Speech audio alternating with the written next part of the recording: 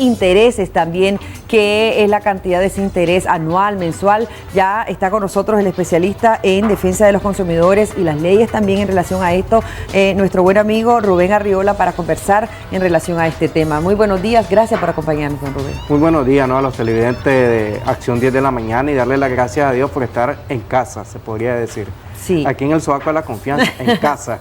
Bueno, como parte de las gestiones que hacen ustedes a los consumidores en pro, ¿verdad?, de cada uno de las solicitudes que hacen también y las demandas en cuanto a la atención y a los servicios que se les brinda, ahora las microfinancieras. Hay algunas que realizan préstamos, pero los intereses son por encima de lo que establece la ley. Háblenos un poquito. Sí, la ley 769, que es la ley de microfinanciera, es la que regula el comportamiento de esta, y su ente regulador es la CONAMI, sí, la Comisión Nicaragüense de Microfinanciera. Lo que pasa es que esta ley 769 se necesita de una reforma, porque quedó libre los intereses que cobran las microfinancieras a libre albedrío, diríamos en buen lenguaje nicaragüense, y de esta manera perjudican a los que hacen estos préstamos. Los usuarios de las microfinancieras se ven perjudicados, porque uno, no leen lo que son los contratos de los préstamos que se hacen.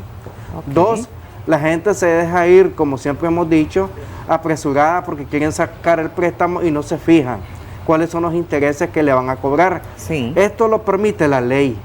Entonces, por eso hablábamos al comienzo de una pequeña reforma a la ley de microfinanzas, la ley 769, sí, para que puedan ser regulados los intereses que son vertiginosamente bastante abultados para los que usan este tipo de préstamos con las microfinancieras. La CONAMI hace muy poco, hay que ser claro. Nosotros tenemos un escrito de 1 a 2 escritos, y todavía la CONAMI no se ha pronunciado con respecto a un problema que hay con una microfinanciera. Pero la realidad es que la ley, como está, prácticamente deja al usuario o consumidor manos arriba, prácticamente. Sí, ¿qué es lo que puede hacer? Porque usted decía que a veces no se lee, hay necesidades, las personas se dirigen a estas microfinancieras porque tienen algún tipo de necesidad, ya sea algo personal o para emprender un negocio, o porque necesitan inyectarle y mejorar también su emprendimiento, su empresa, y a veces hay situaciones en que quieren para ahorita, para ayer, ¿verdad?, el préstamo. Sí. Hay algunas microfinancieras que le dicen en 24 horas tener ese préstamo, o en 2 horas prácticamente, pero ¿de cuánto debe ser el interés que ellas deben cobrar? ¿Qué sucede en este sentido si entra en mora también esos consumidores? ¿Qué debemos de saber? Mira, debemos de saber, lo primero que hay que hacer es investigar qué intereses le va a cobrar la microfinanciera, porque está en libre albedrío. No hay una regulación, en la ley está que no hay regulación de los intereses, sino de ver cuánto es el porcentaje, si un 5, un 6, un 7, un 8%, depende de la microfinanciera y depende del préstamo también, porque esto, como no está sujeto a la ley, está, digamos, un poco fuera del control de que se debe de tener. A nosotros nos preocupa porque con esta crisis social, política y la pandemia, mucha gente está, inclusive empeñaron en algunos casos, digamos, sus implementos de trabajo. ¿Y qué es lo que hacen las microfinancieras? Van a recuperar este tipo de bien. Y también aquellos préstamos que se hacen colectivos se ven perjudicadas porque pagan 5, pero el número 6 no pagó y quedan siempre endeudados. Es tópico eso, es clásico. Porque si Odilis, Rubén y el grupo prestó, pero Rubén no pagó, los demás siguen debiendo. Ese es el otro problema que hay también con estos préstamos colectivos. Es distinto también a los bancos, porque los bancos tienen también sus propias políticas, incluso quien regula es la CIBOIF.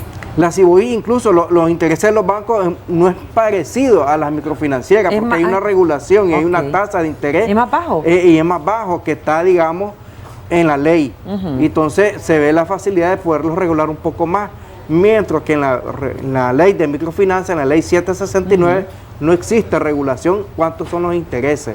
Por eso hablamos de un libre albedrío de la ley, porque les da facultades a ellos de cobrarte un 5, un 8, un 10, un 15, o sea, eso depende del monto de dinero que le estés prestando en ese momento. Bueno, y esto significa que entre más grandes son los intereses, moratorios, difícil podrá salir de la deuda. ¿Qué es lo que las personas deben de tener en cuenta el paso a paso una vez que van a solicitar esos servicios a cualquier microfinanciera? En este sentido, ya sea dinero, a veces incluso solicitan escrituras de vivienda, de propiedades en sí, ¿eso se puede? Sí, porque ellos necesitan tener un soporte, digamos, para poder prestarte el dinero. Sí. ¿Y en qué lo vas a invertir? Porque la mayoría de la gente que está prestando dinero a la microfinanciera lo hacen por emprender un negocio. A veces son cooperativas también. A veces son hasta cooperativas de calzado, de vestuario. Pero mi mayor sugerencia y lo que le digo a la gente es que esos préstamos colectivos hay que tener mucho cuidado con esos préstamos colectivos que se hacen, porque, repito, si una de las personas queda debiendo, aunque haya pagado el resto, siguen debiendo a la microfinanciera. Por eso es mejor hacer los préstamos de forma individual, no colectiva, porque así no se perjudica el grupo. ¿De cuánto más o menos vienen siendo en este momento los intereses que están cobrando las microfinancieras? Algunas dicen ellas que tienen una política de interés congelado, pero la mayoría cobran del 5 a un poquito más. Cuando le dicen interés congelado, ¿a qué se refiere? Que no te están cobrando los intereses moratorios, solamente están cobrando, digamos, el capital. Algunas, pues no todas, pues no todas tienen el mismo reglamento. Y esto es una visión, digamos, administrativa por parte de ellas en ese particular. Bueno, la idea es que también cuando se acerquen a las diferentes microfinancieras sea siempre leído completito el contrato que se va a abordar. Puede, de no cancelar esa deuda, puede ir a cobro judicial. Sí, porque ellos te están insistiendo constantemente, te llaman por teléfono, te envían tu correo, te envían notas de cobros digitales, y esto sirve como un asidero legal porque no estás pagando. Entonces ellos te hacen una mayor demanda o te vas a la DIRAP, a la Dirección de Resoluciones Alternas, para entrar a un convenio de pago o de arreglo de pago. Si no, se pueden ir a juicio. Si no, te hacen un juicio, pues, en particular.